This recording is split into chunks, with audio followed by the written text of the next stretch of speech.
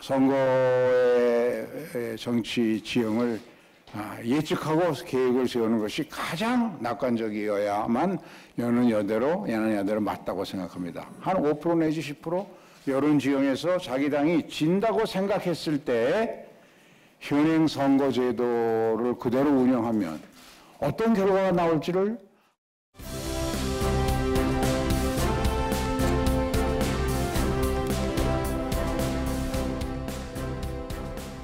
자, 여러분 안녕하십니까? MBN 긴급진단 진행을 맡은 이상훈입니다. 얼마 전 국회의원 100명이 하나의 주제를 놓고 토론하는 전원위원회가 무려 19년 만에 열렸습니다. 나흘간 선거제 개편을 주제로 진행이 됐는데요. 여야 모두 선거제 개편 자체의 필요성은 인정을 했습니다. 그러나 구체적인 방법을 놓고선 여전히 입장차를 확인하는 수준에 그쳤습니다. 그렇게 끝이 났거든요. 그런데요, 총선이 지금 1년도 남지 않았습니다. 시간이 별로 없습니다. 이제는 여야가 정말로 머리를 맞대고 총선 룰을 정해야만 하는 때가 왔습니다. 이 시간을 통해서 여야 의원분들과 그리고 전문가분들의 판단을 지금부터 들어보도록 하겠습니다. 자, 그럼요. 오늘 나오신 패널분들 4분 자리하셨는데요. 한 분씩 먼저 소개해드리겠습니다. 제 양옆에 여야 의원 계시거든요. 우선 조혜진 국민의힘 의원 나와 계시고요. 맞습니다. 그리고 이쪽에는 김용배 더불어민주당 의원 나와 안녕하세요. 계십니다. 자, 그리고요. 전문가 2분 나와 계신데요. 먼저 박명호 동국대 정치외교학과 교수 자리하고 계십니다. 안녕하세요. 그리고 박성민 정치 컨설팅 민 대표 나와 계십니다. 오늘 4분과 함께 뭔가 깊으면서도 쉬운 선거제 토론 지금부터 진행해 보겠습니다. 자, 4년 전입니다. 4년 전 총선을 앞두고 정치권은 선거제를 이미 개편을 했습니다. 간단하게 말씀드리면 소선거구제와 준연동형 비례대표제가 섞여 있는 제도거든요. 이 제도를 통해서 이미 총선을 한번 치렀습니다. 그런데 4년 만에 또다시 지금 선거제를 바꿔야 한다는 목소리가 나오고 국회에서 논의가 진행 중인 겁니다. 자, 현행 선거제 무엇이 문제이길래 바꿔야 하는지 우선 여야 의원 2분께 좀 왜 지금 이걸 바꾸려고 하는지 그 얘기부터 들어보겠습니다. 우선 조혜진 의원님. 현행 선거법은 여야가 다 문제가 있다. 그래서 고쳐야 된다라고 다 동의한 상태입니다. 예. 심지어 현행 선거법의 산파 역할을 했던 지난 4년 전 정개특위에 위원장을 했던 정의당의 심상정 의원까지도 이 법은 이대로는 안 된다. 고쳐서 내년 선거를 치러야 된다라고 이제 다 공감하시는 게, 첫째는 기억하시는 것처럼 4년 전에 이 법 통과할 때 파행 처리됐습니다. 선거법은 경쟁의 룰이기 때문에, 게임의 룰이기 때문에 당사자들 합의로 늘 이 정해져 온 전통이 그때 깨졌습니다. 민주당과 정의당이 일방적으로 강행 처리하고 이제 지금 국민의힘이지만 그 당시에 자유한국당이 이제 반대를 했었는데 그 과정 자체가 이 법의 정당성, 정통성에 큰 문제가 있었고, 일단 첫째 절차적으로 문제가 있다라고 지적하시는 거네요. 그건 이제 다 공감하는 것이니까. 그다음에는 그렇게 해서라도 이 법을 꼭 하려고 했던 것이 이 표의 등가성, 비례성을 연동형이라는 새로운 선거제도를 통해서 실현하려고 하는 그 취지, 그 목적이 있어가지고 그랬는데 그것마저도 위성정당 출현으로 인해서 아무 의미가 없게 돼버렸어요. 연동형이 구현이 안 됐습니다. 그래서 지금 정개특위에서 위성정당 막는 그 법안도 나와 있고 고민도 하고 있지만은 현실적으로는 이 제도로 막기 어렵다고 다 인식하고 있기 때문에 이 법을 그대로 가면 또 위성정당 나오게 돼 있고, 그러면 또 지난번처럼 또 연동이란 취지는 아무 의미가 없는 그런 일이 또 재현되기 때문에 그래서 반드시 손을 봐야 된다. 그렇게 다 공감하고 있고, 그러면서 선거제를 손보는 기회에 단순히 선거제도만이 아니라 이걸 통해서 우리 정치의 묵은 과제들, 이 정치 개혁을 좀 실현할 수 없을까, 정치를 좀 바꿀 수 없을까 하는 고민을 같이 하고 있는 상태입니다. 알겠습니다. 자, 이번에는요, 김용배 의원님께 역시 같은 내용이에요. 왜 지금 선거제를 바꿔야 되는가? 이거에 대해서 시청자 여러분께서 정치권에 관심이 많으신 분들은 이해를 하실 수도 있어요. 그러나 관심이 좀 덜하신 분들은 지금 왜 선거제 얘기를 왜 꺼내는 거지? 아직도 질문이 나옵니다. 좀 설명을 해주세요. 조금 전에 설명이 있었습니다만 이제 현재 이제 제도가 지역구로 소선거구제로 한 명씩 뽑는 예. 253개의 지역구 선거하고요. 예. 그다음에 비례대표제로 47석을 뽑게 되어 있는데 예. 지난번에 이제 연동형 비례라고 해서 연동형이라고 하는 게 등장을 하게 됐는데 그게 왜 그러냐면은 영남 지역 같은 경우는 민주당 지지자들이 30% 이상을 투표를 하지만은 한 명만 뽑기 때문에 민주당 국회의원이 거의 안 나오거든요. 예. 거꾸로 이제 지난번 저희가 21대 국회의원인데 21대 국회에서 수도권에서는 국민의힘이 40% 이상을 득표를 했는데 120석이 넘는 이제 국회의원 중에 17석 그러니까 14%밖에 의석을 못 가져갔습니다. 그러니까 40%를 득표를 했는데 의석이 10몇 프로밖에 없잖아요. 뭐가 안 맞는다는 거죠. 그렇죠. 지금 실제 그러니까 투표한 만큼의 의석이 안 예. 나오니까 투표를 하신 분들 입장에서는 화가 나는 거죠. 아니 40%를 득표를 했는데 왜 내가 투표한 정당이 의석이 이렇게 적으냐. 그러니까 이거는 표의 비례성, 등가성 이게 확 떨어지기 때문에 예. 이거는 유권자들이 불만을 가질 수밖에 없습니다. 그러다 보니까 이 유권자들이 구조적으로 정치를 불신하게 되고 예. 저 사람들은 내가 뽑은 대표가 아니야. 그러니까 이분들이 어디로 가냐면 국회로 와서 민원을 제기하는 게 아니고 거리로 갑니다. 혹은 아예 정치를 외면해 버리거든요. 예.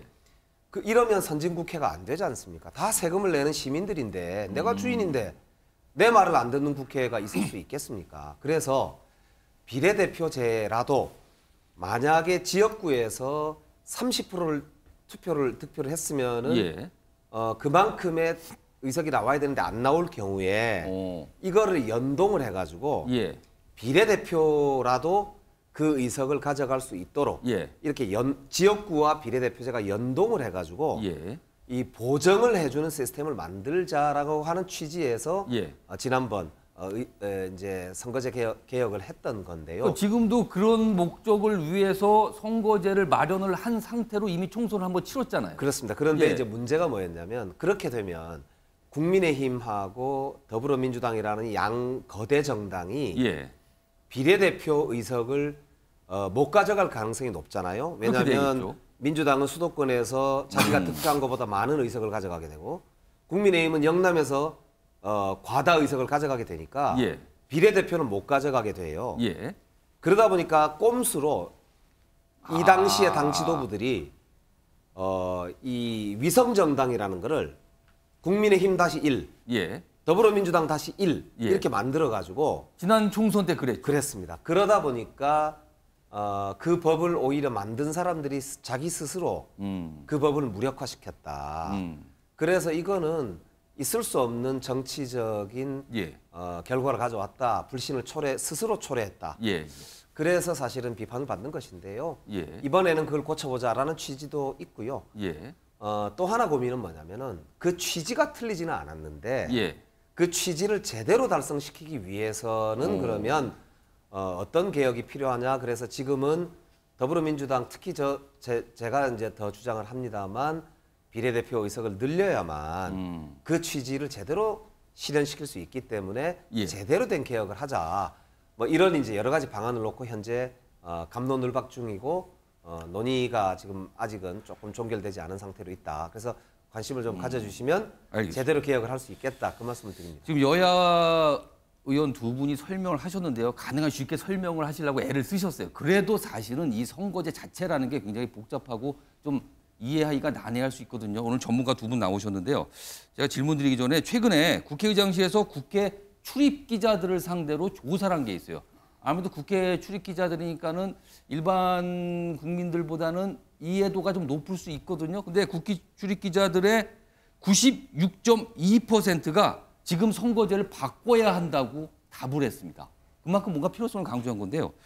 우선 박명우 교수님께 지금 두 분께서 공통적으로 설명하시면서 위성 정당이라는 게 탄생한 부작용이 있었는데 이걸 막지 못했다. 지금 제도가. 근데요. 좀 쉽게 생각해 보면 여야에서 이번에는 위성정당 안 만들겠다라고 공약을 하고 현행 제도를 유지하면 안 되는 겁니까?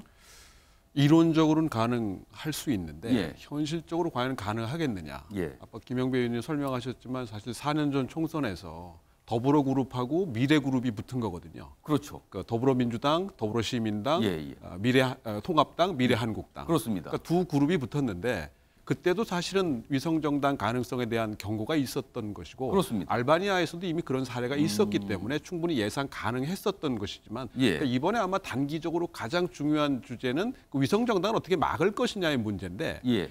현실적으로 과연 그것이 가능하겠느냐. 아마 업그레이드된 버전의 그 다른 형태의 또 다른 위성정당이 형태로 또 만들어낼 거다. 2020년 버전과는 예. 좀 다른 상향된 그런 게 나오지 않을까 하는 게 가장 큰 걱정이고요. 그런 면에서 아마 지금 최소한도의 합의랄까 아니면 공감대는 예. 일단은 현재의 제도를 바꾸는 쪽에 일단 포인트가 가 있지 않나 싶은데 예. 뭘 어디까지 바꿀 것이냐의 문제가 있지 않나 생각이 되고요. 그게 이제 단기적인 관점의 이야기라고 한다면 예. 이제 앞서 두 분 의원께서 지적하신 비례성의 문제, 사표를 오히려 대량으로 발생시키고 예. 있다는 거.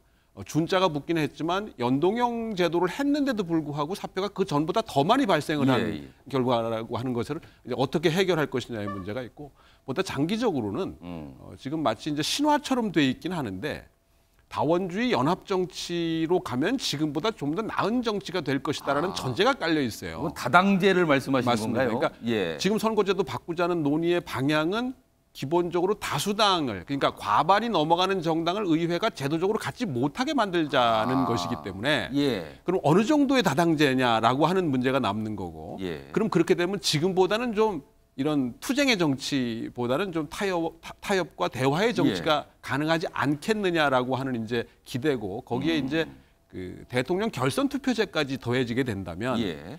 제도적으로 다원주의 연합 정치를 강제하는 예. 또는 불가피하게 하는, 따라서 그 안에서 하려면 연정으로 가야 될 수밖에 없는 걸 환경을 만들자. 그런 면에서 보면 이 선거제도 개편이 그 출발점이거든요. 예. 그래서 언제 될지는 모르겠지만 그런 면에서 이게 입구에서 지금 일종의 병목 현상이 나타나고 있고 예. 이게 해결이 안 되면 진입이 안 되는 상황이기 때문에 예.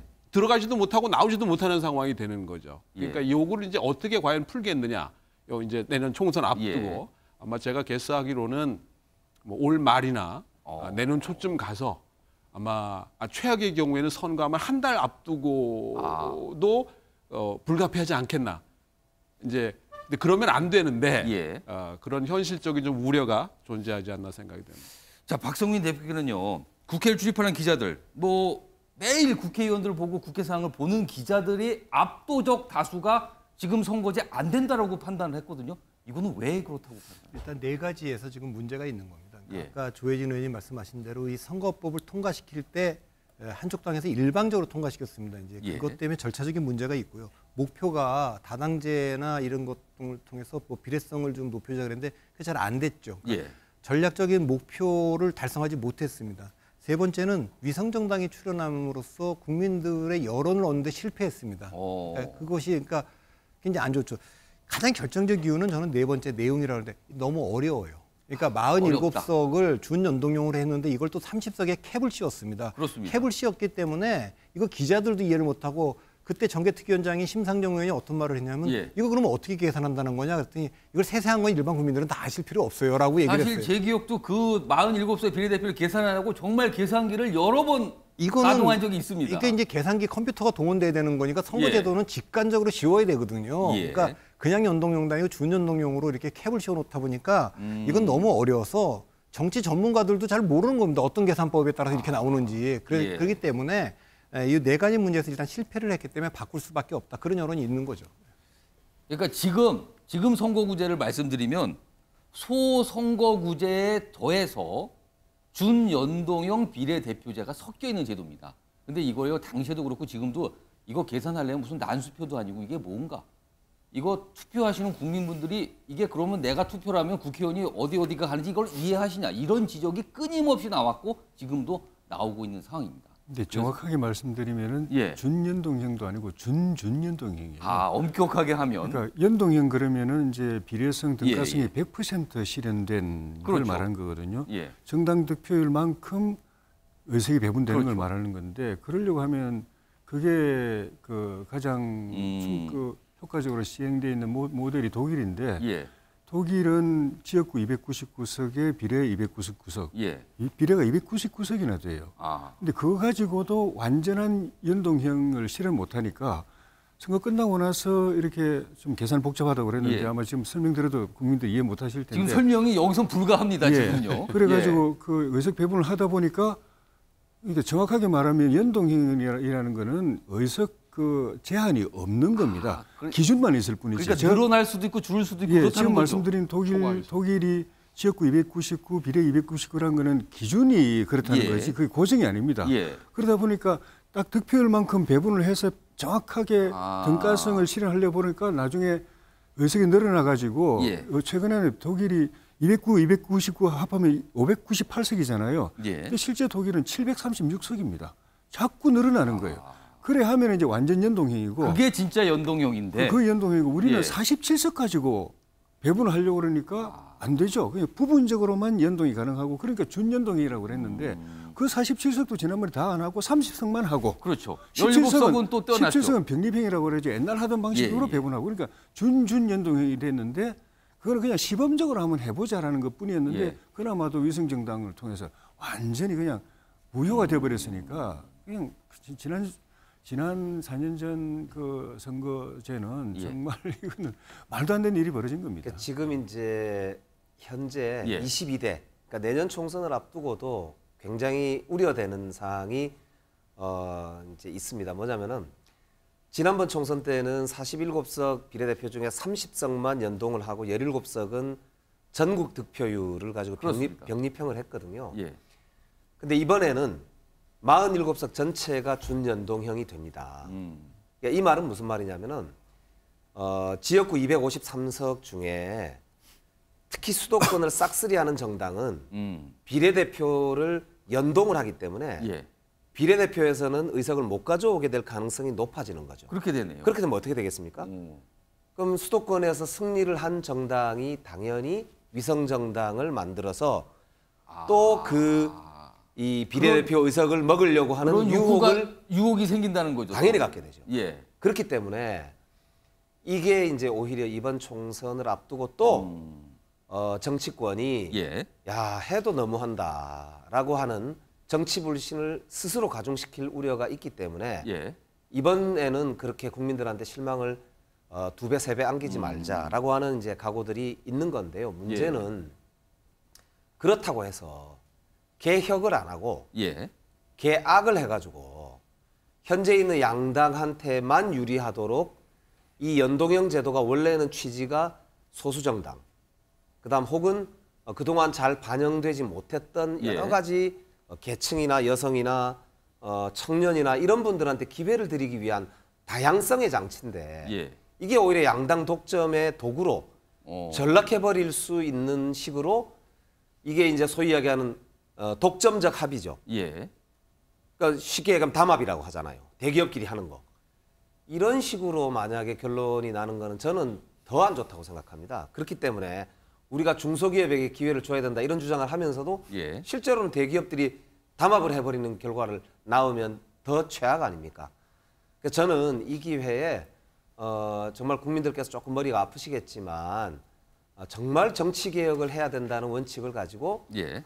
한번 지켜봐 주시면 좋겠고 특히 오늘 토론 앞으로 이제 내용이 나오겠지만 정치가 정말로 개혁되고 다양한 목소리가 반영되는 정치로 저는 이번에 바꾸자라고 하는 그런 토론 오늘 좋은 토론이라고 생각합니다. 오늘 많이 좀 응원해 주시면 좋겠습니다. 자, 첫 번째 주제 살짝 몸풀기 요 취지로 네 분께 좀 설명을 해드리려 했는데 지금 보신 시청자 여러분께서도 뭔가 알듯 설명이 나온다 이러실 수도 있어요. 그래서 지금요 좀 더 쉽게 하나씩 부분 좀 들어가 보겠습니다. 일단 이 선거제 개편 이슈와 함께 나온 게요 국회의원 숫자에 대한 얘기입니다. 정수 얘기입니다. 지금 국회의원 300명이거든요. 근데 이 300명을 줄여야 된다는 주장이 국회 내에서, 그것도 집권 여당 내에서 나왔거든요.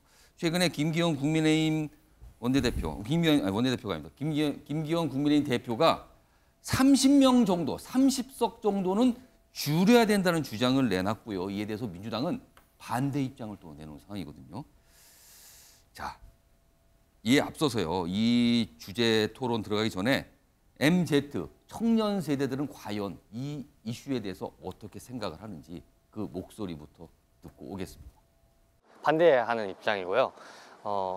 정치외교학과 학생으로서 느꼈을 때 우리나라는 정치 불신이 심하다고 생각해요. 국회의원 내에서 뭐 세비를 줄인다든지 그런 살 깎아내기 같은 노력이 있어야. 찬성하는 측이긴 한데 지역구 의석수는 일단은 계속 유지를 하고 비례대표 의석수만 늘리는 것이 더 낫다고 생각합니다. 22대 총선이 제가 선거권을 갖게 되는 첫 선거여갖고 좀 기대가 되는 부분도 있어서 선거제도에 대한 의논이 최대한 잘 마무리됐으면. 민주주의의 질은 단순히 대표자 수의 문제가 아니라 그 업무의 효율성 그리고 이런 공정성, 투명성이라고 생각을 합니다. 그래서 우리가 주목해야 될 것은 이 대표자 수를 늘린다는 것보다는 국회의원들이 잘할 수 있도록 국민 소환제 같은 이러한 제도들을 통해서 이 토론회에 장애될 수 있는 국회의 질을 높이는 게 가장 최우선적인 과제라고 생각하고 있습니다. 그럼 지금부터 이 국회의원 정수와 관련해서 여야 의원들의 솔직한 판단 한번 들어보겠는데요. 먼저 조혜진 의원님, 김기현 대표가 30명 줄이자 그랬거든요. 30명 감축. 그 왜 이런 주장을 내놨고, 그리고 30명이라는 기준은 어디서 나온 겁니까? 이거 좀 설명해 주세요. 꼭 숫자가 특별한 의미를 갖는 건 아니겠지만은 예. 과거에도 우리 국회가 의석이 줄기도 했고 늘기도 했습니다. 예. 그러니까 선거법을 개정해가지고 줄이기도 했는데 줄였을 때가 최근이 274석인가로 IMF 때 300석을 갖다가 줄여서 한 30석 가량 줄여서 그렇게 줄이는 게 있기 때문에 그걸 염두에 둔 건 아닌가 싶습니다. 그 기준에 한 30석 가까이 된다. 국회 예. 기준이. 근데 또 같은 당이지만 우리 조경태 의원님 같은 경우는 아예 100석을 줄이자고 하는 분도 있고 200석으로 예. 낮추자고 하는 분도 있으니까 100석이냐 30석이냐라는 것이 어떤 절대적 의미를 갖는 건 아닌 것 같습니다. 줄이자는 의견은 왜 나온 겁니까? 첫째는 그게 이제 국민의 뜻이다라는 거, 국민의 뜻이니까 존중해야 된다. 예. 국민의 대표 기관인 국회나 또 정당은 그 뜻을 존중해서 선거법 개정을 해야 된다라는 그 취지가 아닌가 싶고요. 예. 그건 원론적으로 맞는 말씀이죠. 그런데 국민들이 의석을 줄이자라고 말할 때 그 취지가 뭔가를 한 번 더 또 생각해 볼 필요가 있을 것 같습니다. 기본적으로 우리 정치 또 정치의 주체인 국회, 정당에 대한 국민의 불신이 크죠. 그래서 심지어 극단적인 경우는 국회 해산해라 이런 분까지 계실 정도니까. 국회를 보는 눈이 곱지 않기 때문에 국회의원 숫자를 줄여야 된다. 이렇게 연결이 되는 겁니까, 그러면? 그러니까 그 국민들께서 국회 의석을 줄이자고 할 때 정서적으로 이런 국회 뭐하러 있냐, 세금 청내는 이런 국회 뭐하러 있냐, 이런 국회의원들 숫자 300명이나 우리가 모여서 할 필요 뭐 있냐, 이런 정서적인 건 충분히 이해가 됩니다. 그런데 또 하나는 그게 정치를 포기하고 체념하는 거, 정치야 뭐라 하든 어떻게 분탕질을 하든 상관없어. 그냥 어차피 그냥 희망이 없는 거니까. 이렇게 하는 접근하는 방식이 있고, 어쨌든 정치가 잘 돼야 될 거 아니야. 정상화될 거 아니야. 문제가 있으면 고쳐져야 될 거 아니냐. 개혁을 해야 될 거 아니냐. 이 두 가지 이 접근 방식이 있을 수 있다고 봅니다. 그런데 어차피 정치는 가망 없어. 그냥 하여튼 없애거나 줄이는 것밖에는 더 생각할 게 없어라고 하면 할 말이 없어요. 그럼 없애거나 줄여야 되죠. 근데 그렇지 않고 정치가 꼭 필요하기 때문에 기능이 있기 때문에 헌법이 부여한 국가 그 헌법기관이고 국민 대표기관이고 국가 정책을 예산이나 입법을 형태로서 결정하는 우리의 그 국가 경영 또 국정 운영 또 국민의 삶을 결정하는 권한을 행사하는 기관이기 때문에 포기는 안 된다. 잘 되게 해야 된다. 문제가 있으면 해결해야 된다. 이런 관점, 정치를 바꿔야 된다. 개혁해야 된다라는 관점이라면은 그러면은 줄이는 게 개혁인가? 줄이는 게 정치를 바꾸는 건가? 그걸 생각해 봐야죠.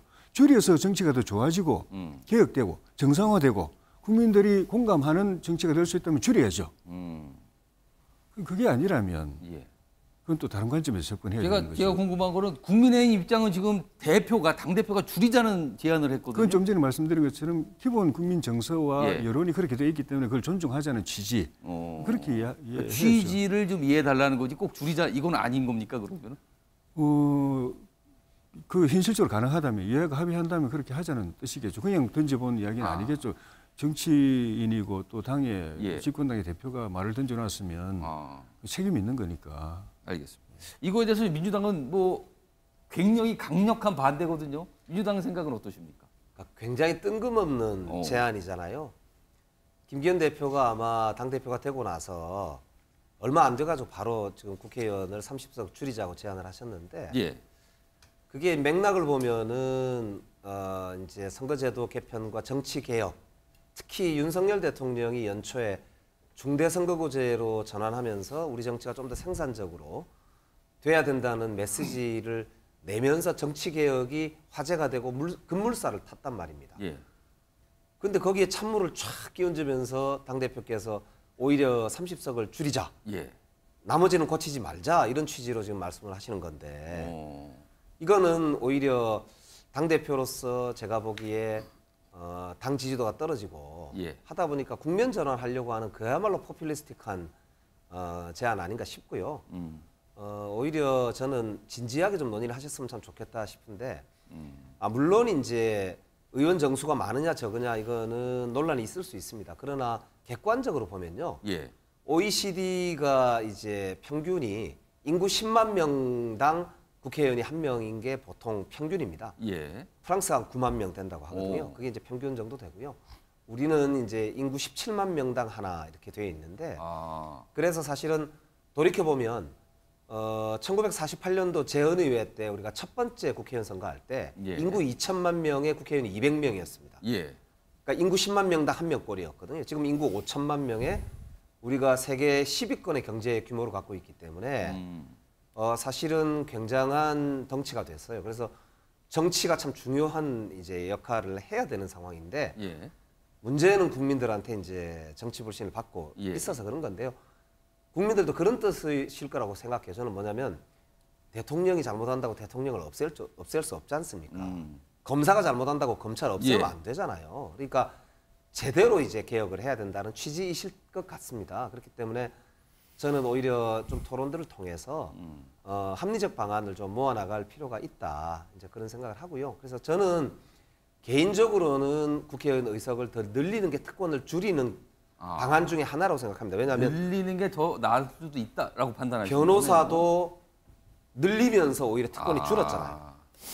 의사도 지금 보면은 우리가 좀 정원을 늘리자 이런 제안들을 하고 있는 상태잖아요. 그러니까 저는 뭐 국회의원들이 늘어난다고 해서 특권이 늘어나는 건 아니다. 그래서 예. 오히려 제대로 된 정치적인 기능을 하게 하는 방안이 뭘까? 예. 뭐 그런 차원에서 좀 접근해서 보면 좋겠다 이렇게 보고요.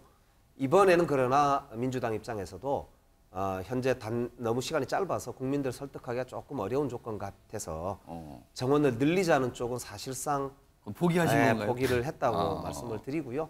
그러나 뭐 국회의원 선거는 이번만 하는 건 아니기 예. 때문에 추후에 정치가 제대로 기능하기 위한 여러 가지 방안을 논의하는 데 있어서는 저는 국민들도 조금 가슴을 열고 토론할 필요는 있다 이 말씀을 드리고 싶습니다. 자, 박성민 대표님, 현실적으로 지금 국회의원 정수 줄이는 게 가능합니까? 저는 안 될 것 같습니다. 그러니까 약간 이게 김기현 그 대표가 이 얘기를 꺼낸 정책 맥락을 보면 예. 이걸 30석 줄일 수 있다라는 어떤 뭐 국민 여론에 뭐 호응하기 위해서 했다기보다는 예. 이 선거제 개편 얘기가 나오면 예.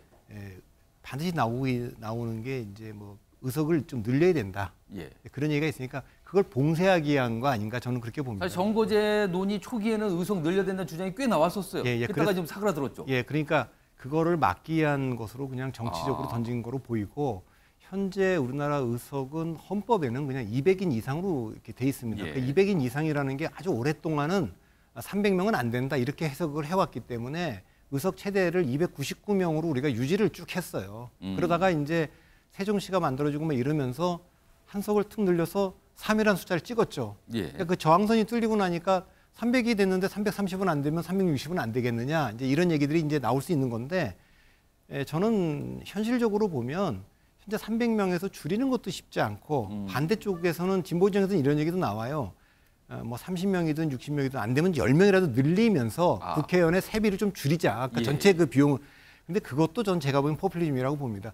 한 번은 어떻게 줄일 수 있지만 결국 줄여지면 그건 나중에 다시 늘어날 거기 때문에 그래서 이번에 뭐 이제 논쟁의 결과로서 약간 미세한 조정이 있을지는 모르겠어요. 왜냐하면 이미 저항선인 300석이 뚫렸기 때문에. 그러나 줄이는 거는 지금 현실적으로 쉽지 않을 것 같습니다. 자, 박 교수님. 사실 이 국회의원 정수와 관련해서 여론조사를 보면은요, 압도적으로 줄여야 된다는 의견이 많습니다. 최근에도 보면은요, 거의 60% 가까이 줄여야 된다. 그만큼 국회에 대한 어떤 불신 이런 게 반영된 걸 보이거든요. 이거 정치권 사실 책임이 있는데 또 현실적으로 줄이는 건 지금 뭐 다들 말씀드리지만 쉽지 않다는 또 얘기를 하세요. 이게 국민의 생각과 정치권의 판단이 괴리가 있는 거 아닙니까, 이거는 또? 그건 뭐 세계적인 현상이죠. 그러니까 아마 우리나라는 늘린다 그러면 없애라 그럴 거기 때문에. 늘린다는 건 지금 말도 못 꺼낸 상황이 돼버렸어요, 지금. 이미 정치적으로는 여야가 사실상 합의한 대목이 아닌가. 그러니까 줄이는 거는 조금 어려울 거고 현 상태 정도로 아마 300명 정도로 묶어내는 데는 대체로 뭐 공식 합의는 안 했지만 사실상 정치적으로 합의를 이룬 것이 아닌가. 사실상 그쪽으로 다 의견을 모인 거 아닌가 혹시 이거죠. 이제 가능하다면 김진표 중재안 정도인데 그게 이제 아까 박성민 대표 말씀하신 조건부 증원론이죠. 그리고 아마 좀 더 양보한다면 이번 국회 말고 23대 국회를 겨냥해서 뭐 그렇게 미리 해볼 수는 있겠지만 현재로서는 좀 어렵지 않겠다는 생각이 되고 아마 아까 그 잠깐 기자들 조사를 언급하셨는데 거기서도 보면 선거제 개편에 대해서 기자들은 거의 압도적으로 바꿔야 된다고 근데 했어요. 국민들은 압도적이진 않지만 과반 이상은 사실 현제도 중심이거든요. 혹시 거기에 그 증원 관련한 조사도 있었는가요? 증원 관련 조사는 이 기자들 조사는 없었어요. 국민 여론 조사는 기자들 있었는데. 대상으로 조사했으면은 국민 여론보다는 조금 상대적으로 증원 쪽에 조금 높을지 않을까. 그러니까 현장에서 보시는 분들하고 그분들을 통해서 전달받는 사람들의 그 판단과 선택의 차이가 아닌가 싶은데 사실 요 괴리가 말씀하신 그 괴리가 줄어들수록 우리가 좀 더 좁은 정치까지는 아니더라도 국민들에게 좀 그래도 부응하는 그런 정치로 갈 수 있지 않을까 생각이 됩니다. 자, 지금 국회의원 뭐 정수 얘기 나눠봤는데요. 뭐 국민의힘 김기현 대표가 이제 30명 얘기를 하면서 이게 시작이 됐어요. 근데 지금 전문가분들은 전체적으로 그래서 공감되는 유지가 되는 쪽이 아닐까. 아직은 모릅니다만 뭐 여건 이런 의견들 내주셨는데 지금부터는요 이제 비례대표제 얘기 좀 해보겠습니다. 비례대표 얘기도 이게 들어가면 복잡한데 우선 나눠보겠습니다. 비례대표. 일단 비례대표제 지금 47석이거든요. 이 숫자를 어떻게 할 것인가 문제가 하나 있고요. 그리고 비례대표제를 전체적으로 어떻게 뽑을 것인가 이 문제도 있는데요. 우선 비례대표제 숫자 얘기 좀 해보겠습니다. 그러니까 축소할 것이냐, 비례대표제를 늘어날 것이냐. 전체 국회의원 정수가 고정된 상태에서 비례대표제를 그 안에서 늘릴 것이냐, 줄일 것이냐, 말 것이냐 이 문제가 남아있는데 우선 조혜진 의원님, 국민의힘 의견은 뭡니까? 어떤 입장을 갖고 있는 겁니까? 저희도 아직 그 부분은 당론으로서 정리된 건 없다고 봐야 되고요. 아직 정리가 된 상태는 아닙니까? 이제 정서적으로 보면 아까도 이제 당 대표가 의석을 줄이자고 이야기한 것도 이제 정서적 측면이 있는데 정서적으로는 비례제에 대해서 부정적이고 또 비례제를 없애거나 또는 지금보다 축소하자는 의견이 상당히 많은 건 사실입니다. 그러면은 만약의 경우에 좀 약간 극단적이라면 지금에 있는 47석 비례대표제를 아예 없애자는 의견도 나옵니까? 당에서? 그래서 이 부분에 있어 가지고는 선거법 개정 또 정치개혁 논의하는 과정에서 우리 국민들께서 좀 정리를 좀 하실 필요가 있습니다. 지금 국회에서 거론되고 있는 비례제는 우리 국민들께서 통상 생각하시는 그 개념하고 상당히 다른 논의를 하고 있는 겁니다. 최초의 비례제가 도입될 때는 직능대표를 실현하기 위해서 각 분야의 전문가들을 국회로 이렇게 영입하기 위한 제도로 직능대표 성격의 비례제였고 그래서 선거구도 전국구였습니다. 전국구 직능비례제로 시행을 했는데 이거는 아마 우리 당뿐만 아니라 민주당도 또 언론도 상당 부분 공감하지 않을까 싶은데 그런 직능대표 취지 또 그런 목적은 거의 소멸한 것 그럼 아닌가. 지금의 왜냐하면 비례대표제는 지역구를 통해서도 변질됐다는 소리입니까? 그러면? 그러니까 그 기능이 그 이제 지역구를 통해서 이미 예. 웬만한 전문가들은 다 국회로 들어오고 있기 때문에 예. 꼭 비례제를 통해서 전문가를 영입해야 될 필요성이 거의 소멸한 단계이고 그 반면에 결과적으로는 이제 전국구라고 하지만 전국구 여야 할 것 없이 비례 명부에 명단에 이름 올려가지고 국회 진입하시는 분들의 압도적 다수는 서울 분들입니다. 예. 그러니까 원래 아까 좀 그 김명배 의원님 원래 지금 수도권 의석이 어마어마한데 거의 절반에 가까이 되는데 비례도 사실은 서울 사람들이 다 먹는 거 서울과 수도권 사람들이 취지가 사라졌다는 소리인데 국민의힘에서 부정적인 의견이 많은 겁니까? 비례대표제 자체에 대해서 지금 그러면? 그런 이제 첫째는 원래 취지가 거의 없어졌는데 왜 이 제도를 두느냐.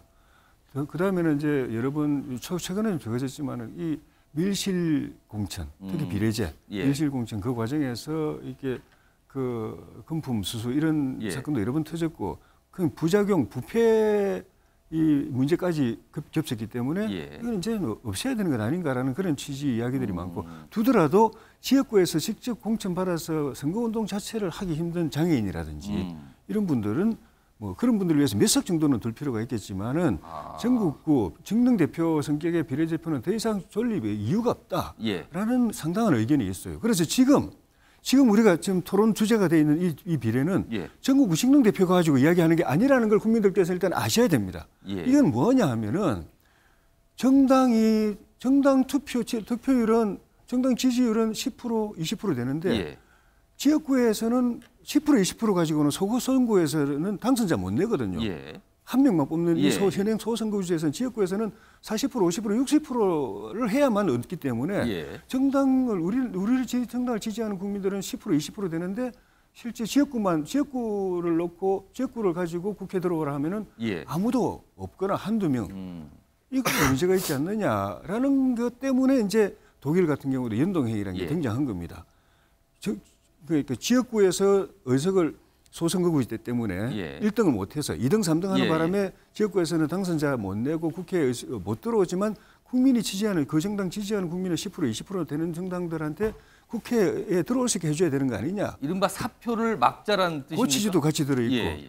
그래서 지역구에서 의석을 못 얻은 정당에게 그 정당 득표율만큼 국회 의석을 배정해주기 위한 제도가 연동제예요. 그걸 독일이 도입한 거고 지난번에 우리도 이제 그렇게 해보자고 했던 것인데 좀 말씀 있었지만 그러려면은 비례 숫자가 엄청 많아야 되는 거예요.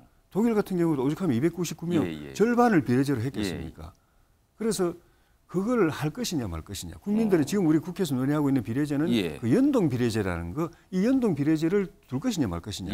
또 그 연동 이 표의 등가성, 정당 득표율만큼 그 의석수를 일치하기 위해서는 비례 의석이 굉장히 많아야 되는데 그럼 비례 의석을 늘리는 걸 현재 47석인데 뭐 50석, 100석으로 늘리는 걸 동의할 거냐 말 거냐. 그래 늘릴 때 300석을 딱 그냥 고정시켜 놓고 늘리려면 지역구를 줄여야 되거든요. 그렇죠. 지역구 줄이고 비례를 늘릴 거냐 말 거냐 이걸 고민하셔야 되고 그게 지역구 줄이면 우리 지역에 국회의원이 없어지는데 동의하기 쉽지 않잖아요. 그러려면 전체 의석 자체를 늘려야 되는데 그럼 그 동의해 줄 거냐 말 거냐.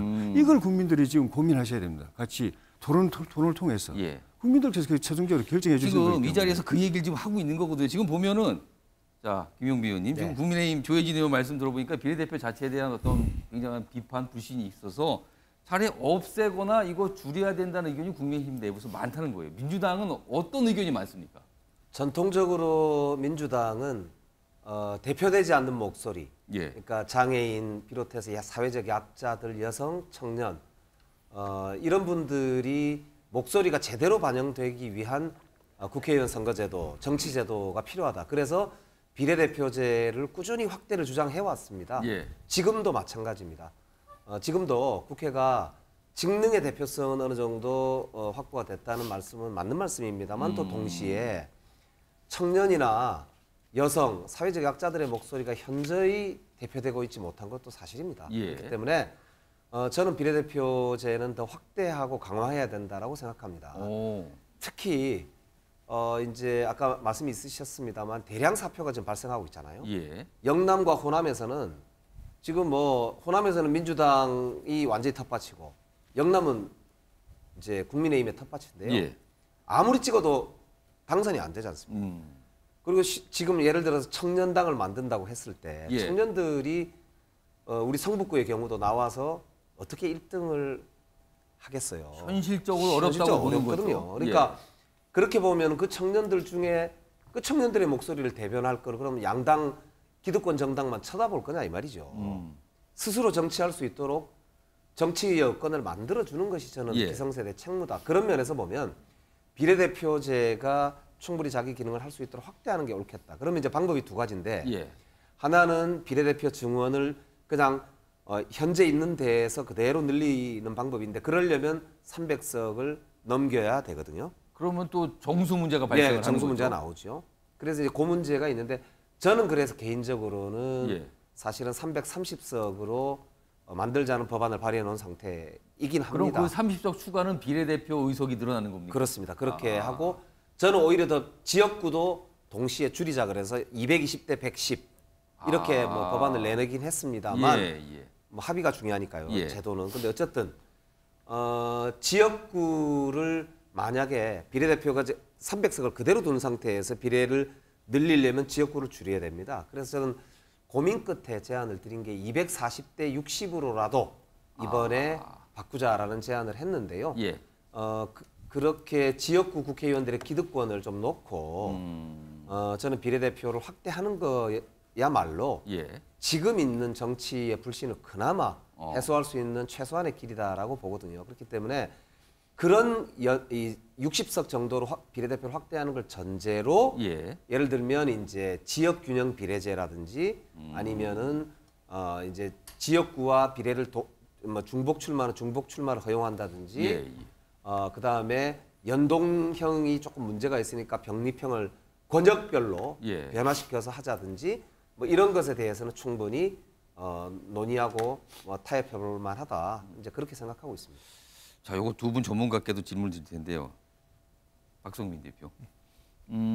일단 이 비례대표제 뭐 늘리는 문제, 줄이는 문제 이거에 대한 의견이 어떠신지. 그리고 지금 사실 지역구를 줄이면서 비례대표를 늘리는 것도 차선책이라고 지금 말씀을 좀 하신 것 같아요. 이거는 어떤 생각이십니까? 그러니까 일단 비례대표제를 논의하려면 세 가지 쟁점이 있습니다. 예. 첫 번째는 이제 정치 철학에 관한 문제가 있고 두 번째는 비례성이 있고 세 번째는 대표성이 있습니다. 논리적으로 보면 비례대표제는 냉정하게 말하면 대통령제하고 안 맞습니다. 내각제에 맞는 겁니다. 그러니까 내각제의 정치 원리라는 거는 정당을 선택하는 겁니다. 내각제의 총리는 일본의 총리든 영국의 총리든 독일의 총리든 국민이 직접 뽑지 않습니다. 그렇죠. 그 정당을 선택하면 그 정당의 당원들이 당수를 뽑는 거예요. 그 사람이 총리가 되는 제도예요. 그렇습니다. 비례대표제도 마찬가지입니다. 정당에 투표하면 그 후보의 순번이라든가 누구를 할 건지는 정당한테 위임되거든요. 그러니까 정당을 뽑는 제도입니다. 그래서 맞지 않고요. 우리는 직접 국민을 대통령도 내 손으로 뽑지 않습니까? 그렇습니다. 그러면 그 원리에 맞다면 국회의원도 직접 뽑는 게 맞습니다. 이게 이제 그래서 저는 비례대표제 폐지를 계속 주장하고 있는 거고요. 두 번째는 이게 비례대표 근데 뭐 세상의 제도라는 게 뭐 다 원리대로만 되는 건 아니니까 할 수 있어요.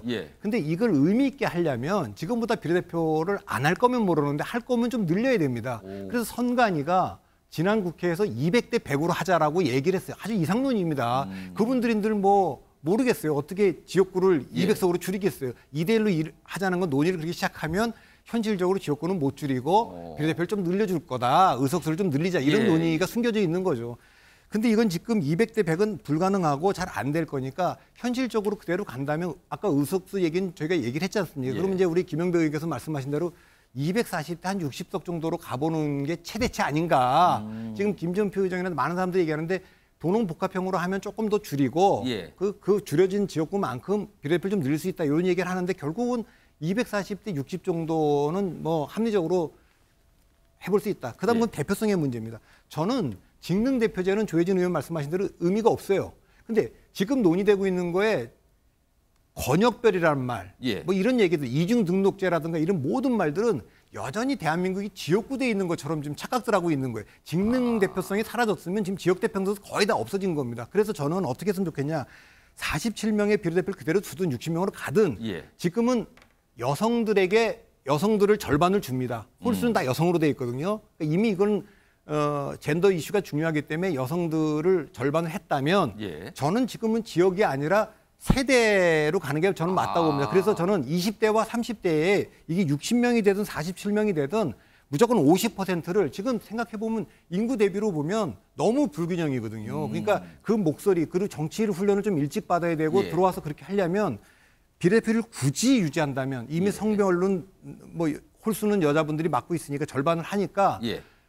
20, 30대에게 저는 50%를 주자. 그러니까 지역구 권역별 이런 얘기들은 예. 저는 맞지 않다고 봅니다. 예. 세대별 비례대표제를 해보자 이런 말씀을 좀 제안을 하셨는데 자 이번에 박노영 교수님은 비례대표제 의견 어느 쪽으로 어느 방향으로 가야 된다고 보십니까?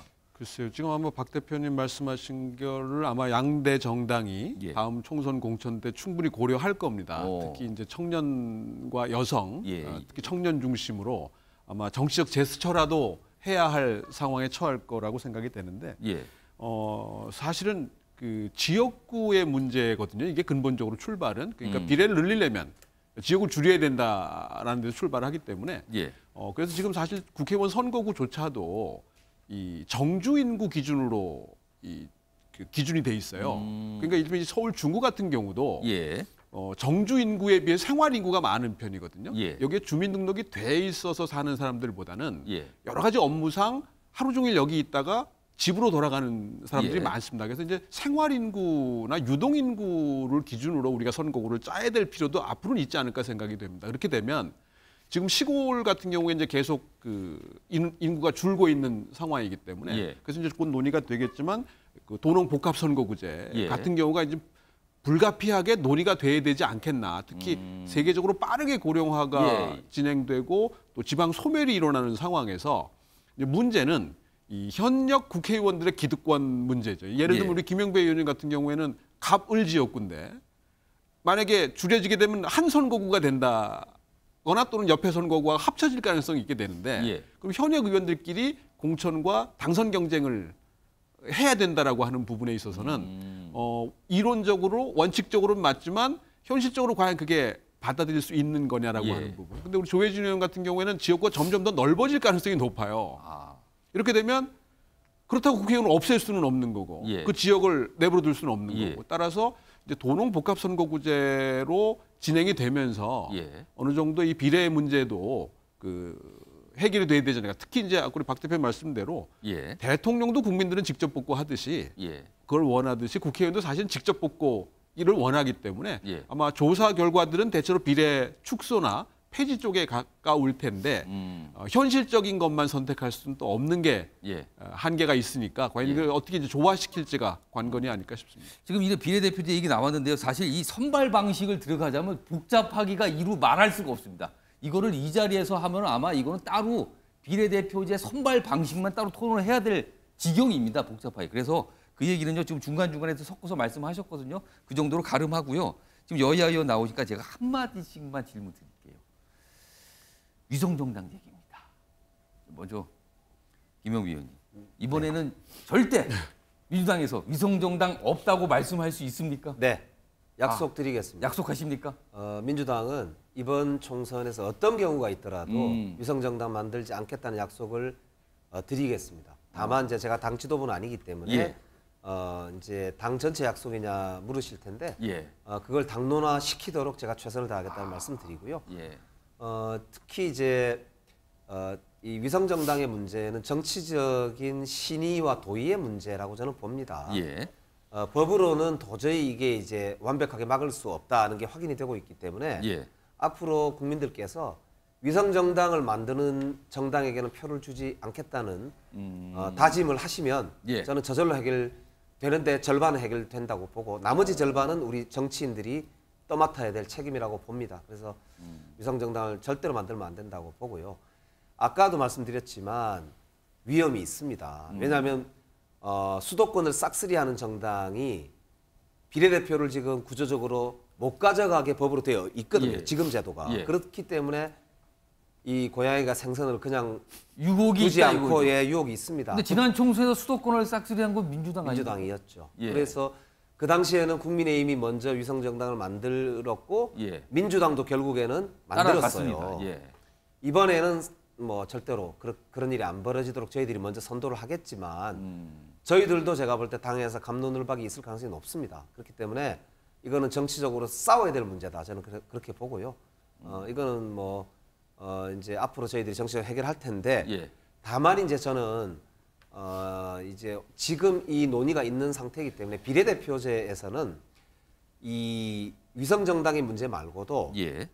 국민들께서 직접 투표를 이제 안 하고 당에서 그냥 순번 정해서 당 대표가 알아서 짬짬이로 하는 거 아니냐라고 하는 예. 불신이 강하거든요. 예. 그렇기 때문에 이번에 저희들이 법을 내놓은 게 뭐냐면은 당내 경선을 의무화하는 법을 내놨습니다. 그래서 적어도 전체 당원들이 참여해서 비례대표는 뽑도록 의무화하고 선관위가 그 이제 경선 과정을 주관해서 하면 지역구에서 저처럼 지역구 경선을 거치는 제도하고 똑같이 투명성과 그리고 공정성을 기할 수 있다고 생각하거든요.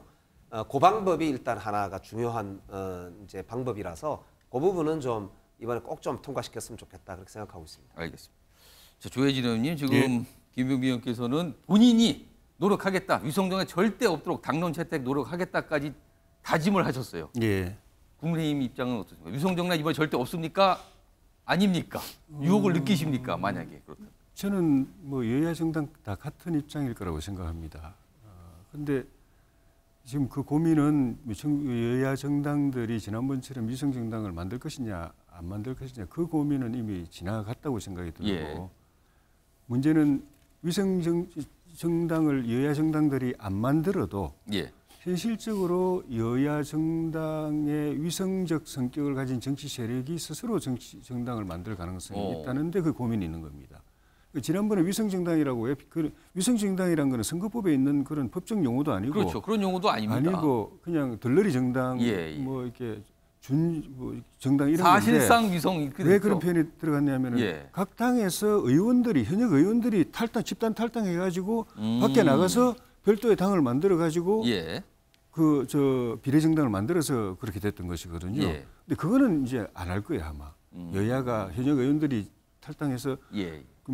위장 탈당이 셈이죠 사실은. 해가지고 나가서 별도로 정당을 만드는 건 안 할 텐데 문제는 국민의힘 계열에 바깥에 정치 세력이 있을 수 있거든요. 민주당 계열에 바깥에 정치 세력이 있을 당의 있거든요. 통제가 안 되는 세력 이 말씀이신가요? 그중엔 또 팬덤 정치 세력도 있을 수 있거든요. 예. 특정인 또는 특정 집단을 예. 중심으로 해서 뭉쳐져 있어가지고 여차하면 뭐 몇백만도 이렇게 동원할 수 있는 그런 정당들이 스스로 만들 수가 있습니다. 예. 만들어 가지고 나중에 합당해버리면 그 결과적으로 같은 형태가 되는데 예. 그 정치 바깥에 있는 정치 세력들은 스스로 기성 제도권 여야 정당들이 우리 안 하겠습니다 하라고 국민들 앞에 선언하는 거 별개로 그 정치 세력도 우리도 안 하겠습니다라고 하면 예. 그리고 모든 정치 세력이 그렇게 선언하고 안 하면 위성정당 예. 문제 해결되는데 예. 그걸 강제할 수 있습니까? 그리고 그 사람들이 그렇게 할까? 그게 문제인 것이고. 이렇게 되면 이게 또 심각해질 수도 있는데요. 아무튼 이 위성정당 문제에 대해서는 지금 뭐 국민들 뭐 이렇게 보시면은 정치권도 있지만 거부감이 대단했거든요. 사실은요. 근데 이른바 이제 꼼수 정당, 위성 정당 이런 비판까지 받은 상황인데 일단 여야 의원 두 분 얘기 들어봤는데 다짐을 하셨지만 그럼에도 불구하고 뭐 약간 이렇게 갔어요. 지금 상황은요. 일단 좀 지켜봐야 될 문제 같고요. 그리고요. 자, 지금 주제가 가장 중요하면서도 복잡한 주제가 남았습니다. 자, 지역구 국회의원 이거 어떻게 뽑을 겁니까? 지금은 소선거구제인데요. 각 지역구에 한 명씩 뽑는 거예요. 1등만 국회의원이 되는 지역구 선거제가 있거든요. 자, 그런데 제가 지금까지 전원위원회 등등등 국회 차원에서 논의된 걸 제가 몇 가지 좀 정리를 해봤는데 이렇습니다. 우선 첫째가 지금처럼 그냥 한 명 뽑는 소선거구제를 유지한다라는 주장이 있고요. 아니면 2명 이상을 뽑는 중대 선거구제로 가자는 주장도 있습니다. 여기에 더해서 도시 지역과 농어촌 지역에는 각각 다른 제도를 적용하자는 주장이 또 곁들여집니다. 지금 이렇게 나눠져 있습니다. 자, 우선 이거 전문가분들한테 박성민 대표, 이 개인적으로 판단하시기에 어떤 제도가 지금 가장 적합하다고 봐요? 잠깐만 아까 조혜진 얘기했던 그 얘기는 첨언하실 게 있습니다. 제가 그러니까 연동형을 없애고 예. 병립형으로 돌아가지 않으면 예. 그거 막을 수가 없습니다. 그러니까 그 얘기는 제가 아무리 여기서 다짐을 해도요. 그건 예. 지금 그 양정당 바깥에 있는 세력들이 만들 거기 때문에 이게 비례성이라는 게 간단해요. 300명 의석인데 40% 얻는 정당이 있다고 칩니다. 120석. 예. 그럼 민주당이 120석 한다고 보면 그 나머지 못 가져가는 거예요. 그렇게 되죠. 절대 그건 양보 안 해요. 제가 여기서 더 이상 얘기는 안 합니다만 이거는 한다면 저는 없애자는 주의지만 병리편으로 돌아가야 된다는 거. 제가 가장 지금 선거제도에서 핵심적으로 얘기하는 게 소송구제를 없애자는 겁니다. 지금 비례제를 뭐 하자 말자가 아니라 소송구제는 지금 극단적 진영 싸움 속에서 완전히 한국 정치를 피폐하게 만드는 겁니다. 그래서 한쪽에서는 대통령 눈치 보느라고 뭐 줄 쫙 쓰고 한쪽은 이제 뭐 그 당원들 눈치 보느라고 줄 쫙 쓰는 이런 상황이기 때문에 이것을 좀 풀어줘야 되겠는데 우리나라 소송구제가 88년도 2월 달에 갑자기 만들어졌습니다. 제가 여기서 말씀드릴 수는 없는 건데 그 사실 아주 기형적으로 들어온 제도입니다. 그전에는 한 선거에 2명 뽑는 제도였거든요. 근데 이제 저는 제 개인적인 생각은 이렇습니다. 비례대표제 다 없애고 전국을 300명으로 대로 두되 4인 선거구를 60군데를 두고 4인 선거구. 예, 그다음 3인 선거구를 20군데 둬서 300명으로 하자는 겁니다. 왜냐하면 한 선거구에 2명을 두면 양당 기득권이 나눠 먹기를 할 가능성이 있기 때문에 최소한 3인 선거구나 4인 선거구로 가면 이게 그 절대 강자가 없어지기 때문에 지금 현재 가장 큰 문제는 한국 정치 개혁의 문제가 재앙적 대통령제의 폐해를 없애자는 거지만 지금은 비토크라시입니다. 대통령한테만 저희가 그 관심을 두는 사이에 의회 다수당이 아무것도 못하게 되는 양당이 그렇게 되면 아무것도 결정을 못하는 거 아닙니까? 그래서 이걸 풀어주려면 정치가 살아날 수 있도록 하려면 그 협치와 연정이 가능하도록 그렇게 하려면 전 중대선거구제로 다 풀어주는 게 좋겠다. 그런 생각이 있습니다. 자, 이번에는 박명희 교수님께서는 어느 제도가 지금 지역구 국회의원을 뽑는 제도 지금 이게 이쪽으로 가야 된다. 어떤 의견이십니까? 그러니까 우리 박 대표님 말씀하신 게 제일 초반에 말씀드렸던 다원주 연합 정치를 제도적으로 가능하게 하는 불가피하게 만드는 하나의 조건이거든요. 이제 그러니까 다원주 연합 정치가 지금보다는 나을 것이다라는 믿음과 기대가 이제 깔려 있는 건데 어떤 제도든 그 제도가 갖는 취지대로 이게 구현되느냐는 건 또 별개의 문제고요. 우리나라화되는 가능성이 있기 때문에 현실적으로는 좀 어려움이 있는데 저는 그나마 이론적인 기대와 현실적인 환경을 조합시켜서 가장 최선의 안이라고 한다면 도농복합선거구제가 현재 가장 우리나라에게 적합한 것이 아닌가 생각이 되는데 도농복합선거구제. 박 대표 말씀하신 그거에 좀 연장선상에서 볼 수 있는데 이게 이제 과연 현실적으로 가능하겠느냐. 이제 그 조건 중에 하나가 복수 공천이 제한적이어야 합니다. 그러니까 정치적 다짐이든 법적 규제든 그러니까 이를테면 양당이 그러니까 우리 지방선거를 보면 알 수 있는 거거든요. 작년 지방선거 때도 상당한 곳에서 그 중선거구제를 해봤는데 그 선거구에서조차도 90% 가까이가 양당의 당선자가 나왔고 그거는 두 가지 요인이 있다고 볼 수 있는데 하나는 두 당 이외의 정당들이 준비가 안 돼 있고 능력이 부족하다는 측면도 있고요. 또 하나는 복수공천입니다. 그리고 또 우리 대한민국에서는 안 되는 일이 없기 때문에 현실적으로 선거운동이 어느 정당을 지지하는 사람들의 지지자들을 분리시키는 것까지도 이를테면 주민등록번호상에 짝수는 뭐 홀수는 나 이런 식으로까지 사실상의 선거운동이 진행돼 왔기 때문에 이런 그 양당화 경향을 어느 정도 제한하려면 이 복수공천이 사실 제한적이어야 되는 이게 과연 법적으로 가능하겠느냐 또는 정치적인 다짐으로만 지금 이제 유성정당 안 만들겠다고 하시는 것도 그때도 안 만든다고 그랬지 만든다고 했던 사람은 없었거든요. 그렇습니다. 결과적으로 만들었지만 그런 면에서 보면 결국 이제 양당이 기득권을 얼마나 내어놓을 수 있느냐 감당해낼 수 있겠느냐라고 하는 부분 특히 이제 공천 들어갔을 때 이게 큰 문제가 아닐까 싶어요. 지금 우리가 이 논의를 하는 거는 최선책을 찾는 것도 아니고 차선책도 찾는 것도 아닙니다. 그럼 뭡니까? 차차찹니까 그러면? 최악만 면하자는 겁니다. 그러니까 선거 제도의 적합성으로 보면 소선구제가 대통령제하고 잘 맞죠. 그런데 우리가 그렇게 되려면 공천제도 문제, 당론 문제 이게 다 바꿔야 되는데 오죽하면 지금 중대선거제로 가자고 얘기를 하겠습니까? 그러니까 지금 이 상황은 그게 안 되기 때문에 그런데 제가 그 생각해 봤을 때 지금 교수님 걱정하는 대로 4인 선거구나 3인 선거구에 이거를 뭐 한 선거구에 복수공천을 정당은 2명까지만 한다. 이렇게 주자는 제한도 있는데 저는 다 풀어도 상관없다고 봅니다. 4인 선거구에 호남에서 민주당이 잘 있어서 4명을 다 낸다. 2명 이상 당선 안 됩니다.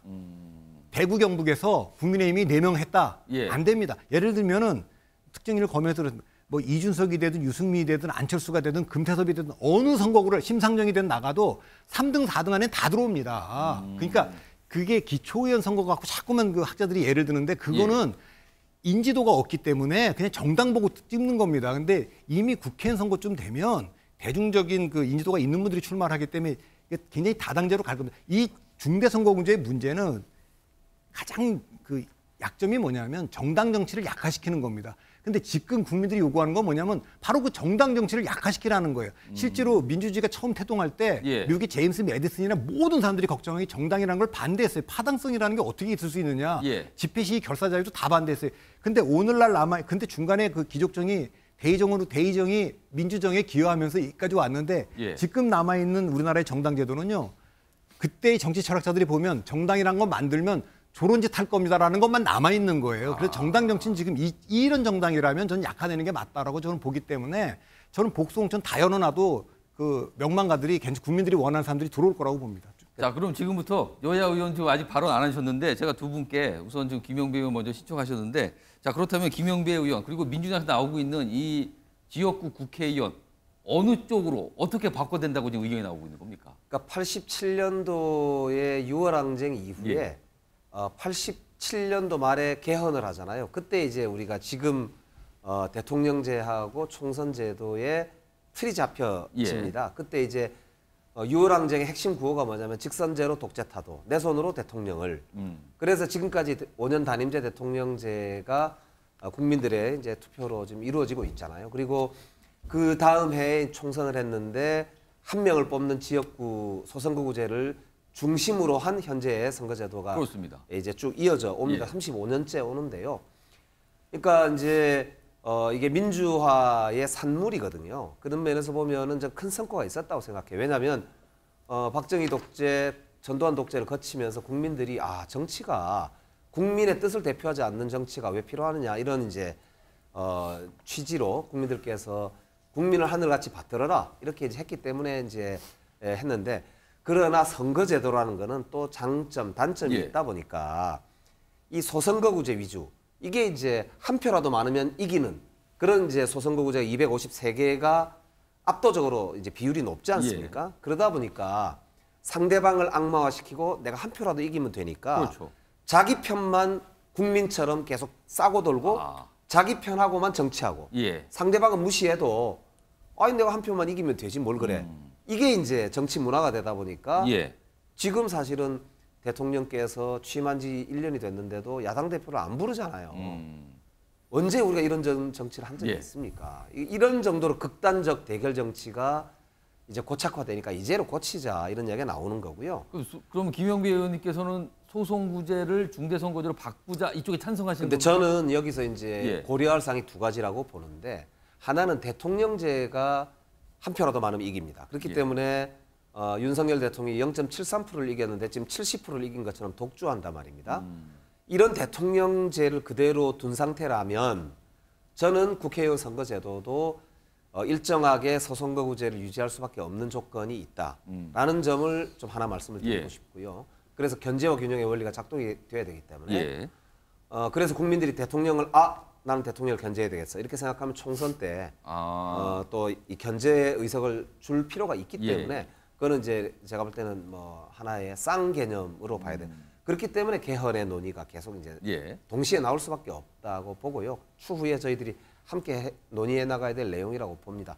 다만 여기서 이제 아까 말씀드린 대로 다양성, 그 다음에 청년들의 진입 이런 걸 이제 보장하려면 아까 말씀드린 대로 비례대표를 늘리거나 아니면은 이제 최소한 한 지역구에서 여러 명을 뽑아서 다양하게 후보들이 좀 당선될 수 있는 기회를 주자. 그런 면에서 보면은 서울, 부산, 대구, 광주 이런 곳들은 사실은 대부분 다 타향에서 온 사람들이 많거나 아니면은 보통 이사를 많이 다니기 때문에 특정 지역에 머무르는 기간이 작잖아요. 그래서 저는 조금 더 지역구를 늘려서 뽑아도 큰 상관은 없다고 생각을 합니다. 그렇기 때문에 이게 개혁적인 결과를 가져온다라고 하는 전제를 우리가 합의할 수 있다면 저는 뭐 충분히 유연하게 논의할 수 있다는 입장을 가지고 있습니다. 다만 저는 아까 말씀드린 대로 소선거구제를 더 유지하는 게 옳다는 입장입니다만 아까 다른 비례대표제 문제라든지 전체 정치 체제가 개혁적으로 변한다라고 하는 장치들이 여러 개가 있습니다. 그런 거를 예. 정개특위에서 합의해낼 수만 있다면 저는 뭐 충분히 양보할 용의도 있다 이런 말씀을 드리고 싶고요. 다만 시골 같은 경우 특히 조혜진 의원님처럼 4개 군을 하나의 선거구로 두고 있는 국회의원들 입장에서는 이 중대선거구제를 도입하게 되면 경남 같은 경우는 전체 선거구를 3개 정도로 해야 되거든요. 그러면 6개, 8개 막 이렇게 군이 늘어나니까 현실적으로는 감당이 안 되는 상황이 됩니다. 그렇기 때문에 시골은 소선거구제로 가고 아까 말씀드린 대로 그래서 도농복합이라고 하는 게 중대선거구제가 논의가 된다면 그게 현실적일 것 같다. 박성민 대표 잠깐만요. 예. 조혜진 의원님 국민의힘 의견을 좀 들어봐야 되거든요. 국민의힘에서는 지금 전체적으로 아직 뭐 합의된 건 없습니다만 어느 쪽을 선호하고 있습니까? 이 지역구 이 선출에 대해서는. 아직도 뭐 말씀하신 것처럼 뭐 당에 정리된 입장은 없는데 대통령께서 중대선거구제 말씀을 하셨고 이번에 전원위원회 때 저희 당 의원들이 발언한 걸 보면은 소선거구제 유지 또 중대선거구제로의 전환 이 골고루 섞여서 의견이 제시가 됐습니다. 근데 제 개인적으로는 뭐 이미 그 말씀도 나왔지만은 지금 소선거구제가 낳은 결과는 선거 자체의 과열입니다. 지역에서 1등 안 하면은 뭐 49%를 얻어도 아무 의미가 없는 거기 때문에 선거 자체가 과열이 되고 과열되면은 또 지역은 또 분열되고 민심이 분열되고 거기에 또 불법 선거들이 또 개입이 되게 돼 있고 그 다음에는 그 소선거구제 결과로 양당제가 이제 고착이 됐습니다. 계속. 왜냐하면 2등, 3등, 4등 정당들은 국회에서 의석을 갖기가 교섭단체를 만들 가능성이 별로 없기 때문에 양당제가 됐는데 양당제가 서로 선의의 경쟁을 긍정적인 경쟁을 하면 좋은데 현실은 내가 굳이 잘하지 않아도 내가 우리 당이 국민들께 좋은 평가를 받지 않아도 경쟁당이 하나밖에 없기 때문에 저 당이 국민들부터 버림받으면 내가 못해도 내가 선택받게 돼 있거든요. 선택지가 둘밖에 없기 때문에. 그리고 실제 그 긍정적인 그 경쟁을 하는 거, 선의의 경쟁을 하는 거는 상당히 어려운데 상대방 뭐 이렇게 폄하하고 혐집내고 또 이렇게 평가를 떨어뜨리고 하는 거는 손쉽게 느껴지니까 자꾸 현실은 그쪽으로 가는 겁니다. 그러니까 저 당보다 내가 잘해서 국민들의 선택을 받는 게 아니라 저 당을 공격하고 흔들어 가지고 저 당이 조금 나보다 밑으로 가라앉으면 나는 5%라도 내 밑으로 가라앉으면 내가 선택받기 때문에 현실의 정치는 그 방향으로 가고 있어요. 그러니까 뭐 국민들께서 눈살 찌푸리고 막 그냥 뭐 보기 싫어하는 정치의 모습이 이 선거구제와도 관계가 있다고 봐요. 그래서 근데 만약에 여러 당이 있으면은 설령 저 당을 내가 이렇게 막 흠집을 내서 거꾸로 떨어도 그 반대 격보가 나한테만 오는 게 나한테 온다는 보장이 없거든요. 선택지가 또 있기 때문에 그 당이 만약에 우리끼리 싸우는 동안에 열심히 해서 긍정적으로 그 국민들에게 좀 선의의 그 성과를 내면은 우리끼리 싸운 결과가 그 당에 갑니다. 그러니까 무작정 싸울 수가 없어요. 싸우면서도 또 잘해야 되고 그런 측면에서 그런 제도를 가져올 수 있는 거는 연동제 아니면 중대선거구제 정도인데 연동제는 뭐 여러 가지 어려움이 있고 또 우리 당 분위기는 또 부정적이기 때문에 실질적으로는 그 대안이라면은 중대선거구제 이야기를 많이 하고 그 중에서도 도농복합의 이야기가 많이 나오고 있습니다. 자, 시간이 많지 않아서 제가 전문가 두 분 각각 1분씩 시간 드리겠는데요. 그 안에 좀 압축적으로 말씀드린데 이겁니다. 지금 김진표 국회의장은 유언 안으로 뭔가 단일화를 좀 만들었으면 하는 소망을 얘기했거든요. 근데 현실적으로 과연 이게 가능할까? 혹시 합의가 안 돼서 그냥 지금처럼 그대로 또 이제로 유지되는 거 아닌가? 박성민 대표 어떻게 전망하십니까? 글쎄, 1분 안에 얘기를 하려면 일단 아까 그 비례대표를 저는 다 없애자고 얘기했기 때문에 비례대표 47명을 그 농촌 지역에다가 배분을 하면 저는 뭐 그렇게 넓지 않습니다. 그러니까 다 없애고 중선구제로 가도 된다고 말씀 좀 드리고 싶고요. 제 생각에는 개헌 문제는 이게 뭐 대통령 결선 투표제부터 많은 걸 검토해야 됩니다만 2032년에 박근혜 대통령 탄핵 때문에 대통령 선거가 3월로 왔기 때문에 2032년에는 대통령 선거와 국회의원 선거가 만나게 되어 있습니다. 그러니까 불과 9년밖에 안 남았기 때문에 지금부터 이걸 잘 위원회를 조성해서 그때는 대한민국이 2032 체제로 가자 이렇게 합의하면 되기 때문에 그걸 가고 당장은 저는 이게 그 김진표 의장 정도의 힘으로 될 것 같지가 않습니다. 윤석열 대통령이 한번 저 정치 지도자 연석회를 소집해서 내가 지금 뭐 한일 정상회담, 한미 정상회담, 한미일 정상회담 다 해보니까 한국 정치 이대로 가면 안 되겠다. 그래서 조금 그 대화하는 협치를 하려면 선거제도는 좀 바꿔야겠다. 이렇게 리더십을 좀 발휘해야만 힘이 좀 실리지 국회의장과 양당 지도부가 해갖고 될 일은 아닌 것 같습니다. 자, 박명희 교수님께서 어떻게 전망하십니까? 되겠습니까 이번에? 아마 최악의 경우에는 내년 한 2월쯤 계속 시간을 미루다가 하다가, 아마 정치권은 현재 그냥 대체로 보면 뭉개는 분위기가 현실적이지 않을까 하는, 그러게 안 되기를 바라긴 하지만 따라서 이 정치 개혁이 성공하려면 두 가지 조건 중에 하나가 충족이 돼야 되는데, 하나는 국민적 압박입니다. 그게 이제 2002년에 우리 경우가 해당되는 거고, 차떼기 여파에 따른. 두 번째는 거대 정당들이 잘못된 계산을 해야 돼요. 그게 우리 1988년이고 일본의 94년인데 이선고 제도를 바꿨을 때 이런 정치적 이득을 더 보겠구나 생각했는데 이게 잘못 계산했던 우발적인 결과물로 되는데 지금 두 조건 중에 하나도 맞지 않는 상황이고, 어떻게 보면 정치권에서도 우리 두 의원 정도에서만 진정성 있는 관심을 갖는 듯 보이고 대부분의 의원님들은 사실은 그렇게 크게 이게 중요한 문제로 부각되지 않는 거예요. 그러니까 그건 그만큼 국민들이 관심이 없기 때문에, 국민적 압박이 없기 때문이 아닌가 생각이 되고요. 그런 면에서는 좀 어렵고 복잡하고 우리 삶의 문제에 직접적인 관련이 있다고 설명하기 어려울 수 있지만 국민적 관심이 압박이 중요하지 않나 생각합니다. 알겠습니다. 오늘 열띤 토론해 주신 네 분께 우선 감사 말씀드리고요. 여야 정치권이 선거제 개편에 대해서 정말 진정성 있게 타협과 결단을 보여주기를 기대해 보겠습니다. 선거제 개편에 대해서 다뤄본 MBN 긴급 진단 여기서 마치겠습니다. 고맙습니다.